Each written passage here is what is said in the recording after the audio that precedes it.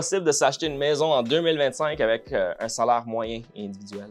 Ben, si t'es une famille, oui, un couple, c'est encore possible, mais c'est beaucoup plus difficile parce que au-delà du coût de la maison, mettons, tu sais, juste le paiement hypothécaire à 4 % d'intérêt, on parle de 1500 par mois. Là, vous avez un loyer du même montant, ça s'annule. OK, mais les frais d'un appartement versus les frais d'une maison sont pas les mêmes. Encore une fois, ici, je dis pas de pas acheter une maison. Je dis juste que c'est plus difficile que ce l'était. Puis ce que je veux emmener en lumière, c'est qu'il faut penser à être obligé de faire d'autres sacrifices alentour pour être capable de se la payer. Puis si, exemple, on le fait seul, notre budget passe pour la maison, puis c'est un gros sacrifice à faire dans les premières années. Ça, je me fais souvent écrire comment je disais à mes enfants de s'acheter une maison, c'est de les éduquer le plus jeune possible à mettre de l'argent de côté. Tout de suite, de faire de l'épargne pour leur faire comprendre qu'une maison, c'est cher.